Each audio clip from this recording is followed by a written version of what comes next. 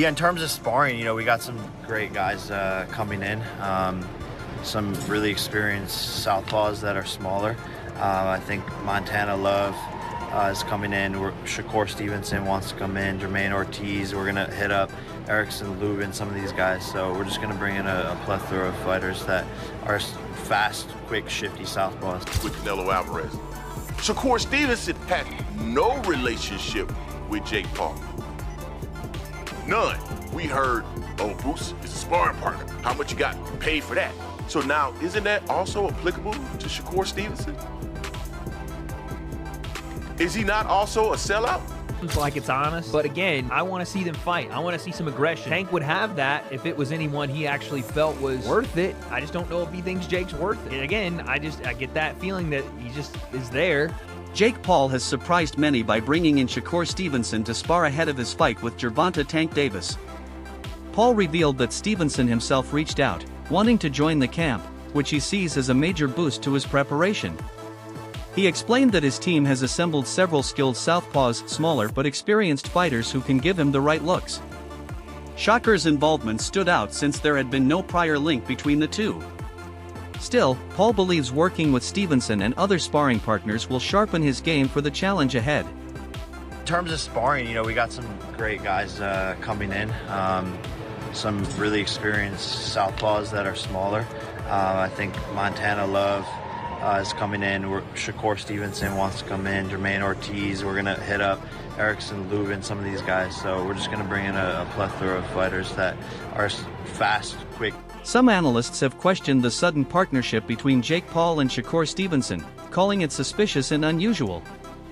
They argue Stevenson may have sold himself for sparring work in a way similar to Jaron Boots, who once helped Canelo Alvarez prepare for Terence Crawford. Unlike Boots, whose family had ties to Canelo, Shakur has no known personal or professional connection to Paul. This has led to speculation that Paul offered Stevenson significant financial incentives. Critics suggest the decision looks more business-driven than boxing-inspired, highlighting how unusual the collaboration appears. Shakur Stevenson reached out to Jake Paul in support of him preparing for Gervonta Davis.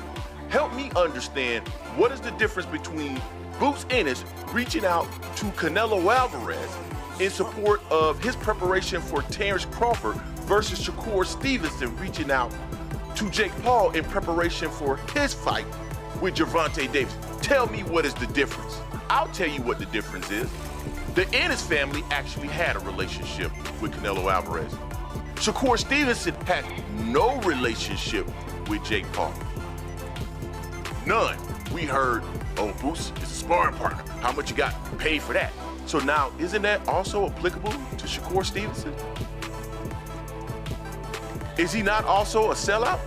I don't want to hear anything about this fight. Nah, it's against a YouTuber, it doesn't matter. No, Shakur Stevenson is an elite level fighter that is going to be a sparring partner to a YouTuber, and he reached out to him directly to make it happen? Shakur Stevenson has addressed his involvement directly, offering perspective on the Paul versus Davis matchup. He explained that if he were in Tank's position, he would view the fight from two angles. From a business standpoint, it makes sense due to the money and exposure. But as a competitor, Stevenson admitted he personally wouldn't take such a fight. His comments highlight the tension between boxing as a career move versus pure sport. While some view his role in Paul's camp as questionable, Stevenson was open in admitting that financial factors often influence such decisions, underscoring the blurred line between boxing's sporting credibility and entertainment. Can you blame a man for taking that opportunity? Because this is prize fighting, right? It's about making money and securing your family. Can you fault him for that? It's two sides of that. Okay. Like, it just depends. Like, as a fighter, just because I had a draw with somebody, for me, I may run it back.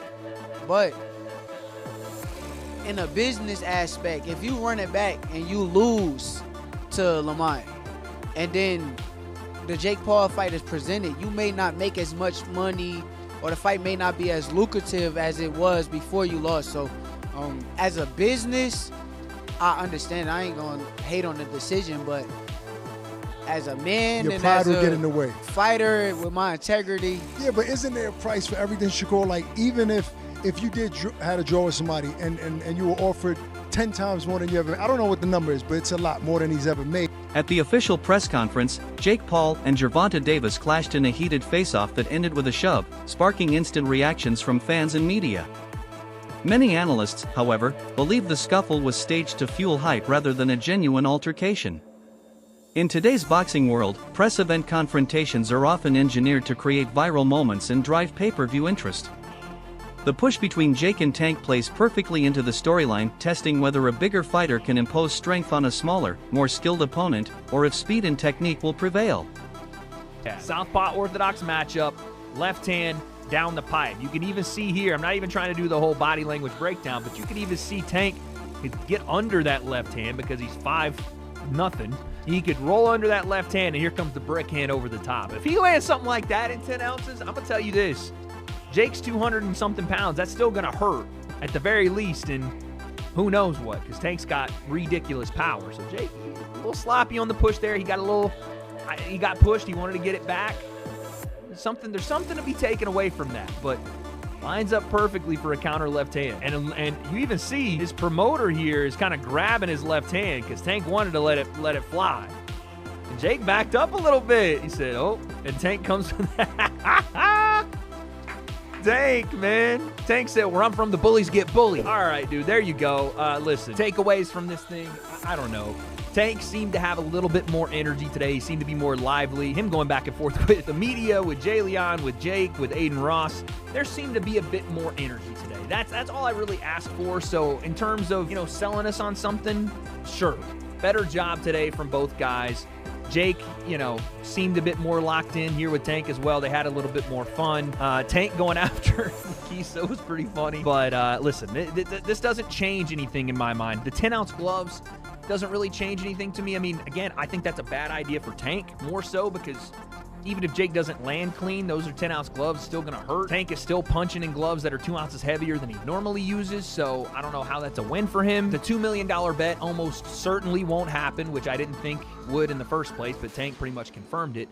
And we're all left with the same kind of idea that we thought about this to begin with. This is an entertainment exhibition that we know is going to draw a ton of eyeballs. I'm going to watch, and there's going to be great high-level competition boxing on the underneath card. And even in the main event, if something is to happen, if someone is to get knocked out, it will go mega viral, and both these guys are going to make a shot. Despite the theatrics, insiders stress that Davis is taking this fight extremely seriously. Analysts have noted his focused body language and disciplined training, showing he understands the stakes. A victory over Paul would secure Tank both a massive payday and a surge in mainstream visibility. Experts warn Paul not to underestimate Davis the way he might have dismissed older names like Mike Tyson in previous promotional talks. Unlike retired legends, Tank is in his prime and carries devastating power. If Paul takes this fight lightly, the consequences could be disastrous. In this particular in the press conference, and you can just look at him and tell, like, no, this dude he's gonna get this money for sure, because there's so much money out there to be had. But Jake Paul better be not playing around, man. Not get cute, not play any games, don't hit him in the back of the head, don't rabbit punch him, don't do any of that stuff, man, because Mike Tyson, first of all, Mike Tyson, a lot of people think Mike Tyson was pulling punches on Jake Paul, and a lot of people think that Anderson Silva was pulling punches on him too. You're not going to have a little Gervonta out there pulling punches on you, man, if you're out there playing games. So, I don't like the fight at all. However, as far as it being an entertaining situation, I almost guarantee you that fight itself is going to be entertaining. That it's going to be something that you look at and you're going to say, man, everybody's going to watch it. Everybody's going to want to know what happens in it. But at the same time, it's kind of like what people think, when you see a car crash. Like, you're driving down the road and all of a sudden the traffic gets heavy and you're like, man, I'm going to be in traffic for a long time. And then you drive forward a little bit and then you see, oh man, this is some accident on the other side of the road, and everybody just slowing down to watch. That's the type of entertainment that you can expect from this fight between Gervonta Davis and Jake Paul. There's going to be a lot of people watching it, but I gotta say, man, you really can't blame the guy on what he's doing. And there's a lot of criticism flying on Gervonta Davis. It's not Gervonta Davis's fault that boxing took this turn. Boxing commentator Showbiz the Adult emphasized that a Davis victory would make him a hero in the boxing community and beyond. Many fans are eager to see Jake Paul finally humbled after his controversial rise from YouTuber to main event attraction. A knockout win by Tank wouldn't just be another victory, it would symbolize boxing pride prevailing over entertainment hype. Such a result would elevate Davis's image as the man who delivered what so many fans had been waiting for. Gervonta Tank Davis stops that. If he is the one who stops this whole train, knocking out Jake Paul, he will become a boxing hero. People will then say, now get the hell out of the sport. And I'm talking about from a fighter's perspective. That's what they're going to say. Now, it's not going to go on either one of their official records because it's an exhibition. But it doesn't matter because optically, visually, seeing that go viral, and I mean go viral, and Jake Paul will never hear the end of it. Help you up. We're going to help you up. We're going to see about it. Help you up. We're going to see. Because Gervonta Tank Davis is not only a real boxer, he's a real boy. He's 5'5". He's a lightweight. Skills pay the bills. Let him knock out Jake Paul, give him Bambi legs, or knock him down. Gervonta Tank Davis, that moment will go viral, and he will be a far bigger, well-known boxer than he is today, and he will also be a hero. And that's the Black Two Sugars. That you guys don't want to admit it. Don't bull jive. Think about it. He will be a boxing hero. It will go viral over and over. It's the same thing. No, not even the same. It's not even close. But there was a viral reaction when AJ knocked out Francis Ngannou. Anthony Joshua kicked his the MMA champion. When AJ knocked out Francis Ngannou in the first round, it was like, now get out. Former champion Timothy Bradley has been blunt, calling the fight an easy money matchup for Davis. He argues that Tank's experience against world-class opposition makes Paul's challenge appear insignificant by comparison. Bradley sees no realistic path for Paul to win, framing the bout as a low-risk, high-reward payday for Tank. In his view, the event is more about leveraging Paul's fame to boost Davis's stardom than testing Paul's boxing ability. Your innocence and say that it ain't fixed, because check this out, Tank ain't gonna lose this fight. Hell no. Hell no. Tank ain't losing this fight. Too many holes. Man, Jake don't have enough experience. Yeah, man, this gonna be taking candy from a baby. You know, Jake is missing the rules. See, this is what happens when you don't grow up in the game. When you don't grow up in the game, man, at a young age, this is what happens. You know, you start reading your own press clippings. That's what Jake is doing. You know, fighting this lower level competition, and now he think he the ish. Now he think he the man. He ain't the man.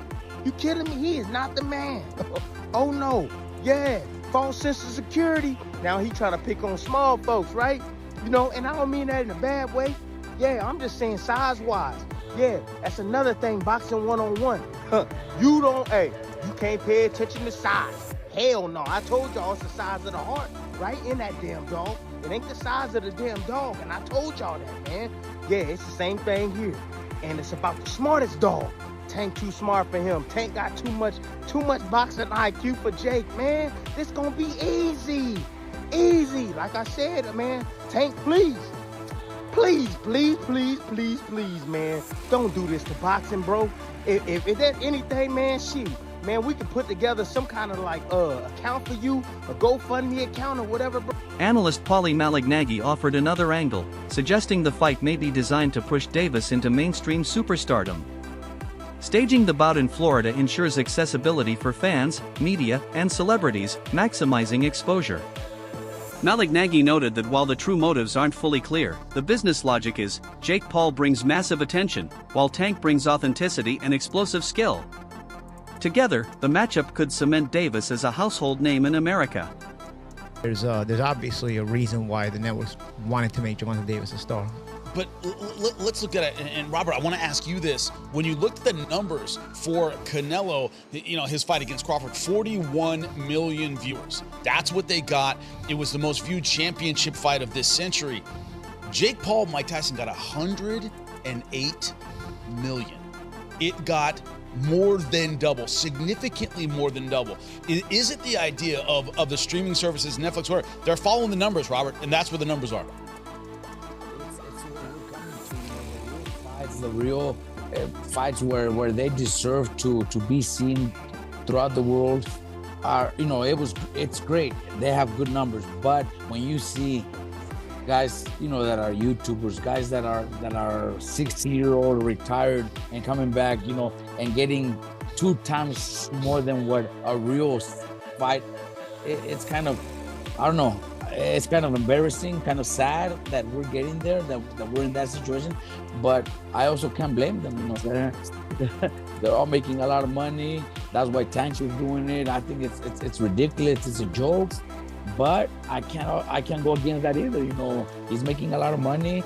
Jake Paul is doing his thing. Jake Paul is he makes these fights happen and get the views. So people are tuning in. That's the problem, that people are.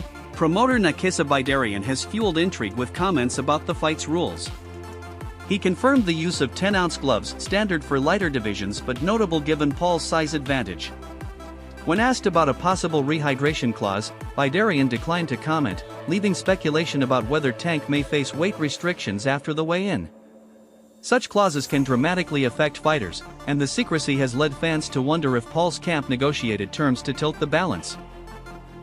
At 195 max weight, okay, 10 3-minute rounds, okay, and 12-ounce gloves. And most of you guys know boxing, right?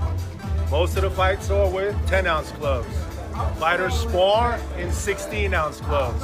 12-ounce and 10-ounce gives you a little bit more safety, which is the key here, given the size difference, but there's a massive experience difference. We will have 3 world-class judges ringside that the commission has approved to ensure there's a rendered decision for the fans. It will not go on their record, but there will be 3 experienced judges, some of the best in the business, giving their view of who won the fight. So let me just follow up with this then. The Florida statute says that it means an exhibition means a boxing, kickboxing, or mixed martial arts. You saw the exhibition of Floyd and Logan. Okay. So just go with that, and if they weren't trying to hit each other, then tell me they weren't trying to hit each other. That's up to Tank. What I can tell you is, Tank is focused on coming in the best shape of his life. It's not about gaining weight, it's about having the speed advantage. What can we expect on the undercard? Championship fights? Tomorrow morning, 8 a.m. Eastern, we'll announce 5 fights, 4 of which are title fights. So yes, you can expect to see another MVP fully stacked card. No prospects on a big show like this. What's up? Yes, go ahead.